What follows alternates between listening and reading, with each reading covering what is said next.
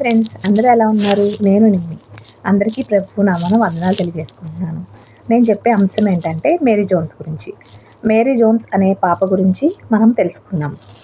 ఈ పాప గురించి ఎందుకు చెప్తున్నానంటే ఈరోజు ప్రపంచవ్యాప్తంగా బైబిల్ అనేది చదువుతుందంటే కేవలం ఈ పాప వల్లే. ఈ పాప యొక్క సాక్ష్యం వల్ల. తన గురించి మనం తెలుసుకుందాం. మేరీ జోన్స్ అనే పాప యూరప్‌లోని చిన్న గ్రామంలో డిసెంబర్ 16, 1784లో జన్మించింది. వీరి తల్లిదండ్రులిద్దరూ చేనేత కార్మికులు. చేనేత కార్మికులైన వీరు ప్రతిరోజు జీవనము కొనసాగించేవారు. అయితే వీరు ఒక్కరోజు పని చేయకపోయినా కూడా వీళ్ళ కుటుంబం అనేది నడిచేది కాదు. ఎందుకంటే వీరు చాలా పేదవాళ్ళు. ఏ రోజు చేసిన పనిని బట్టి వారు ఆ కుటుంబం పోషణ అనేది భోజనం అనేది వాళ్ళకి సాగేదనమాట. అలా ఉన్నప్పుడు వారి తండ్రి గారైన మేరీ జోన్స్ తండ్రి గారైన వాళ్ళ నాన్నగారికి ఎప్పుడు ఒంట్లో బాగుండేది కాదు. ఎందుకంటే ఆయనకి ఎప్పుడు తరచూ జబ్బు పడుతూ ఉండేవాడు. తరచూ జబ్బు పడినప్పుడు తల్లిగారైన మేరీ జోన్స్ తల్లిగారైన ఆవిడ ఈ యొక్క పనిని కొనసాగించేవారు. ఈ కొనసాగించినప్పుడు ఇక మేరీ జోన్స్ వాళ్ళకి కుటుంబంలో ఒక్కతే పాప. అయితే ఇక 8 సంవత్సరాలు అప్పటి నుంచి తల్లికి సహకారిగా అంటే ఇంట్లో పనులు మొత్తం చేసుకుంటూ అలాగే వాళ్ళ పెరట్లో కోళ్ళు పెంచేవాళ్ళు అనమాట. కోళ్ళు గుడ్ల ద్వారా కూడా కొంత ఆదాయాన్ని అనేది వాళ్ళు చేసేవాళ్ళు. ఆ పని కూడా ఆ చిన్న పాపే చూసుకునేది. చూసుకున్న తర్వాత వాళ్ళు క్రమం తప్పకుండా చర్చికి వెళ్ళేవాళ్ళు. తప్పకుండా చర్చికి వెళ్ళినప్పుడు తండ్రి గారు అనేవాళ్ళు వెళ్ళేవాళ్ళు కాదు. ఎందుకంటే వారు ఆ యొక్క తండ్రి గారు అనారోగ్యంతో ఉండేవారు కాబట్టి ఎప్పుడు చర్చికి అనేది వెళ్ళేవాళ్ళు కాదు. వీళ్ళిద్దరు మాత్రమే వెళ్ళేవాళ్ళు అనమాట.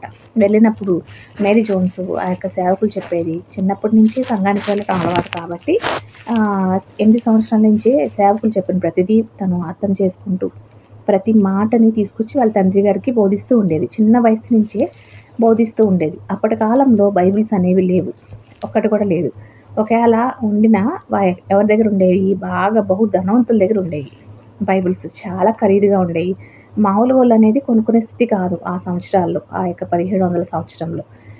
అలాంటప్పుడు వీరు ఆ యొక్క సేవకులు చెప్పే వాక్యము ప్రతీదీ చక్కగా వారు నేర్చుకుంటూ పాపాన్ని నేర్చుకుంటూ చక్కగా ముందుకు సాగుతూ ఉన్న రోజుల్లో వారింటికి ఒక ఆవిడ గుడ్లు కొనుక్కోవడానికి వచ్చిందనమాట. తండ్రి గారికి పాప వచ్చి సంఘంలో చెప్పే వాక్యం అంతటి వివరిస్తున్నప్పుడు తనకున్న ఆసక్తిని ఆవిడ గ్రహించింది. ఆవిడ గ్రహించినప్పుడు మేరీ జోన్స్ని చెప్పిందనమాట. అరే మేరీ జోన్స్, నువ్వు మా దగ్గరకు వచ్చి ఆ యొక్క వాక్యం అనేది చదువుకో. మా ఇంట్లో ఒక బైబిల్ అనేది ఉన్నది. దాని ద్వారా మీరు చదువుకుంటే నువ్వు ఇంకా బలపడతావని చెప్పిందనమాట. అప్పుడు మేరీ జోన్స్కి ఒక ఆలోచన అనేది వచ్చింది. ఒక ఆలోచన వచ్చినప్పుడు ఇప్పుడు నాకు చదువుకోవడానికి చదువు లేదు. ఆ ఊర్లో అప్పుడు చదువులు లేదు. చదువు నేర్పించే స్కూల్స్ లేవు. ఎక్కడో వీరు చాలా పేద కుటుంబం. అంతేకాకుండా వాళ్ళకి ఒక చాలా దూరానికి ఉండేవాళ్ళు అనమాట. ఆ యొక్క పల్లెటూరులో ఉండేవాళ్ళు ఇల్లు. ఆ యొక్క పల్లెటూరులో ఉన్నప్పుడు వీరికి చదువుకోవడానికి ఫెసిలిటీ కూడా లేదు. చదువు అనేది తనకి లేదనమాట.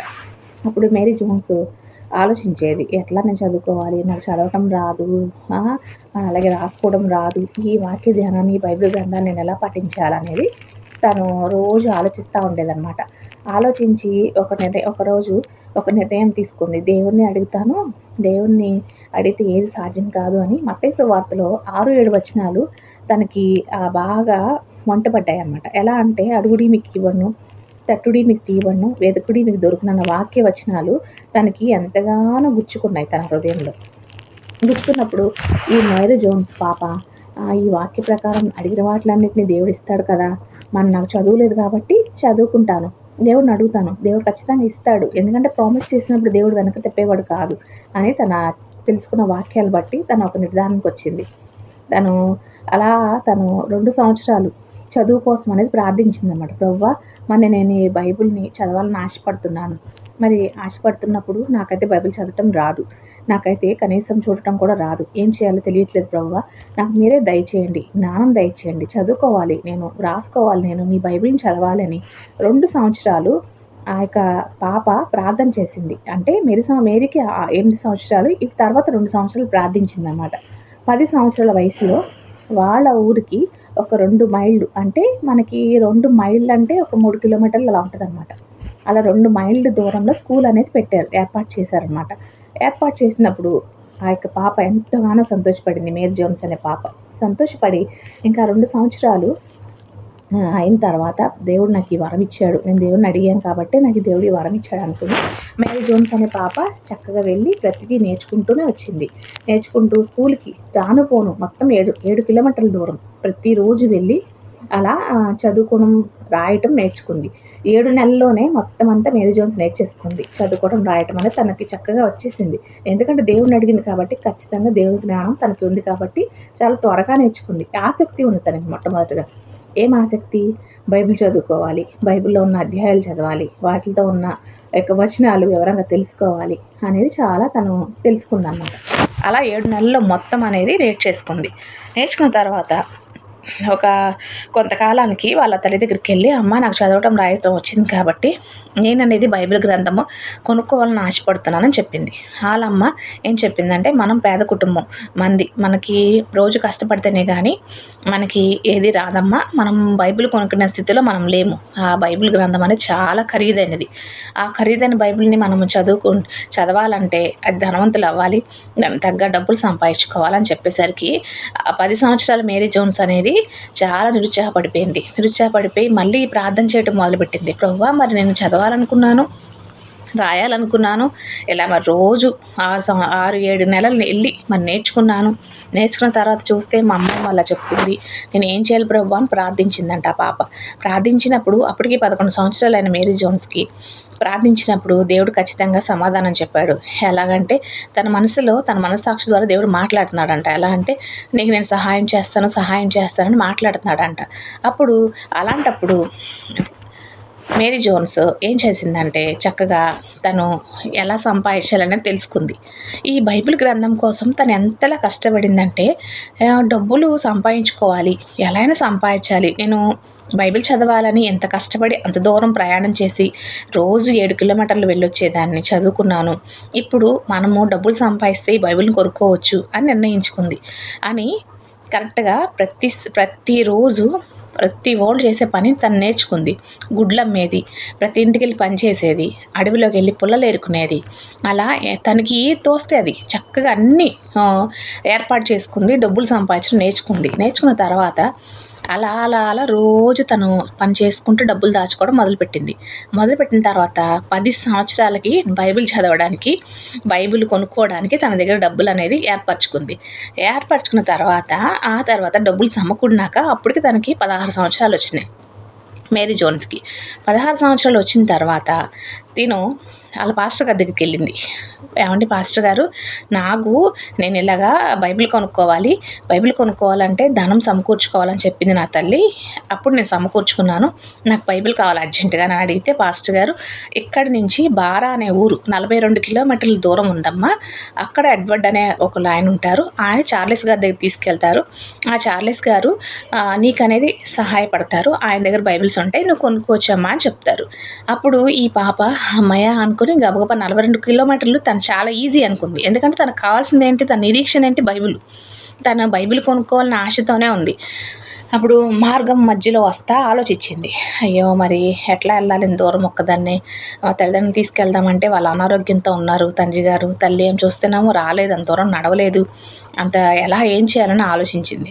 ఒక్కటే వెళ్ళిపోవాలని నిర్ణయించిన తర్వాత ఇంటికి వెళ్ళి తల్లికి చెప్పింది, అమ్మ మరి సేవకులు ఇలా చెప్పారు, మరి బారా అనే ఊర్లో ఇలాగ చార్లెస్ గారిని నమ్ముతారంట, ఆయన దగ్గర ఉంటాయంట, మరి పాస్టర్ గారు చెప్పారు, వెళ్ళి కొనుక్కుంటానమ్మా అని చెప్పింది. అప్పుడు తన తల్లిగారు భయపడ్డారు. మళ్ళీ తల్లిగారికి ఒక వాక్యం గుర్తొచ్చింది, దేవుడు సహాయకుడిగా ఉంటాడని. ఆ వాక్య ప్రకారం దేవుడు తనకు తోడుగా ఉంటాడని నమ్మింది తల్లి. నమ్మి తన ఆశని గుర్తించింది కాబట్టి, ఇన్ని సంవత్సరాల కష్టాన్ని గుర్తించింది కాబట్టి తల్లి భయపడలేదు అంత దూరం ఒక్కదాన్నే పంపించడానికి. ఎందుకంటే మార్గ మధ్యంలో అడవిలు, కొండలు, చెట్లు, పాములు, విష జంతువులు, విష పురుగులు, తేళ్ళు అన్నీ ఉంటాయి, మృగాలు కూడా ఉంటాయి. అడవులు అంటే మరి మీకు తెలిసిందే కదా, అడవులు అంటే ఎంత కష్టమో. మరి కాళ్ళకి చెప్పులు కూడా లేవు కనీసము. ఎందుకంటే తను ఒక్కొక్క రూపాయి బైబిల్ కన్నా ఎక్కువేమి కాదనుకుంది, కనీసం చెప్పులు కొనుక్కునే స్థితి కూడా లేదు. వాళ్ళకి ఒక ముద్ద భోజనం చేయడానికే అంత కష్టతరంగా ఉండేదన్నమాట ఆ రోజుల్లో, ఆ యొక్క సంవత్సరాల్లో. అలాగే తను 42 కిలోమీటర్లు వెళ్ళాలని నిర్ణయించుకుంది. తప్పించుకొని అమ్మకు చెప్పింది.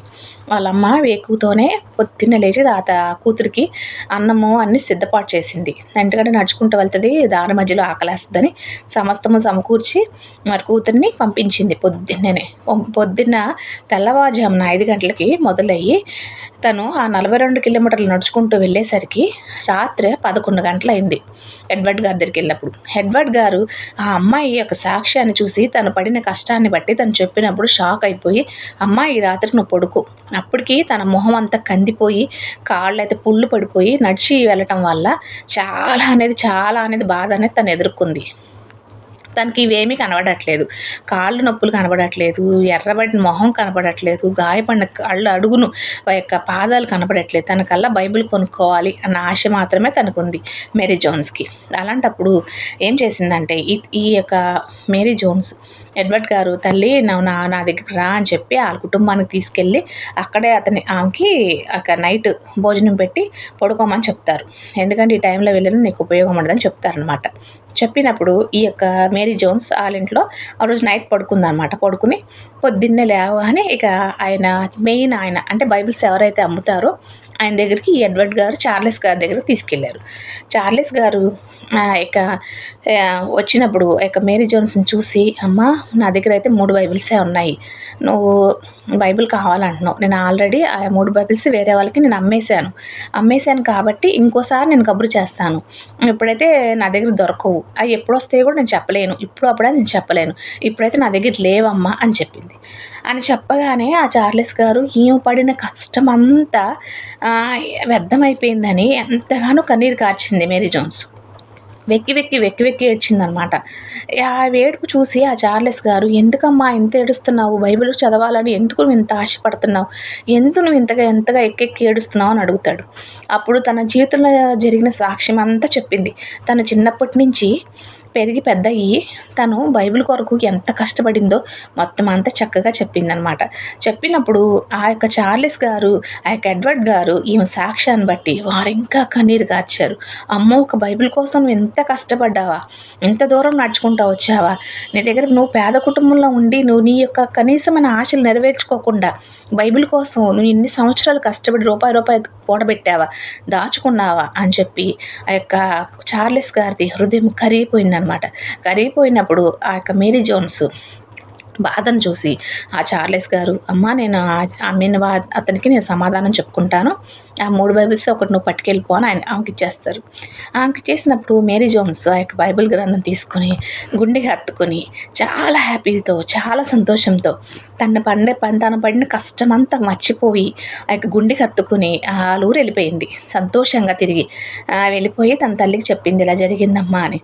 ఆ యొక్క మేరీ జోన్స్ని చూసి ఈ యొక్క చార్లెస్ ఆయన ఎంతగానో ఇన్స్పైర్ అయ్యాడనమాట. ఎందుకు బైబిల్ కోసము ఇన్ని సంవత్సరాలు ఈ అమ్మాయి కష్టపడింది, ఎలా అసలు ఇంతలా ఉంటారా, ఇంత ఆసక్తితో, అంటే ఇంకా ఎంతమంది ఉన్నారో ఇలా అంటే ఆసక్తి కలిగి ఇంకా ఎంతమంది జీవిస్తున్నారో ఇలా మేరీ జోన్స్ లాంటోళ్ళని తన సాక్ష్యాన్ని బట్టి ఇంకా అనేక మందికి ఈ యొక్క చార్లెస్ గారు చెప్పారనమాట.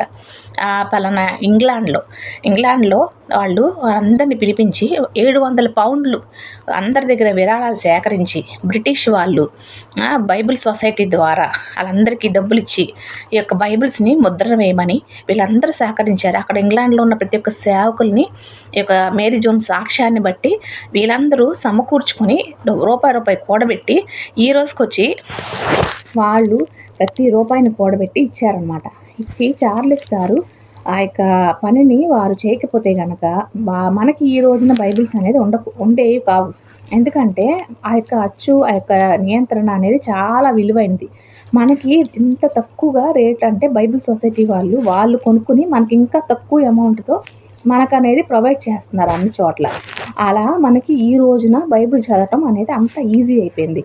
బైబిల్ అనేది ఎన్ని ముద్రణ అంటే కొన్ని లెక్కలేని ముద్రణలు వేయించారు. ఇలాగా ఇంత త్వరగా అమ్ముడుపోయేది ఒక్క బైబిల్ మాత్రమే. ఏ గ్రంథము ఎంత త్వరగా అమ్ముడుపోదు, ఎంత త్వరగా వెళ్ళదు బయటకి.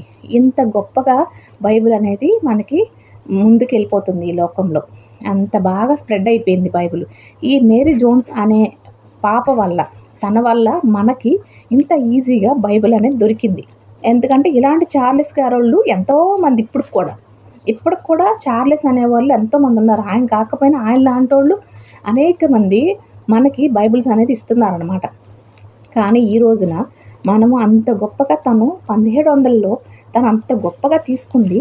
అలా తీసుకుని అంతగా హత్తుకుని తను 1800 నుంచి తను ఎంతో చక్కగా సండే స్కూల్ చెప్తూ, బైబిల్ చదువుతూ, తనకొచ్చిన ప్రతి రూపాయి ఈ యొక్క చార్లెస్ గారికి బైబిల్ సొసైటీకి అమౌంట్ ఇచ్చేది మేరీ జోన్స్. మేరీ జోన్స్ ఆ అమౌంటు నాలాంటి వాళ్ళు అనేక మంది ఉంటారని చెప్పి తను రూపాయి కూడబెట్టుకుని వాళ్ళకిచ్చేదనమాట. అప్పటినుంచి ఆ యొక్క అనేది జరుగుతూ వచ్చింది ఈ రోజు వరకు వచ్చి. దేవుడు ఎంతో గొప్ప దేవుడు. ఇలాంటి వారిని లేవనెత్తుకొని, ఇలాంటి వారి సాక్ష్యాల వల్ల మనం ఎంతగానో బాధపడతాం. విలువైన గ్రంథాన్ని మనము అందుకున్నాము ఇలాంటి వారి వల్ల. దేవునికి ఎంతో మహిమ కలుగును గాక. ఈ స్టోరీ విన్న మీకు నా వందనాలు తెలియజేసుకుంటూ అందరికీ వందనాలు.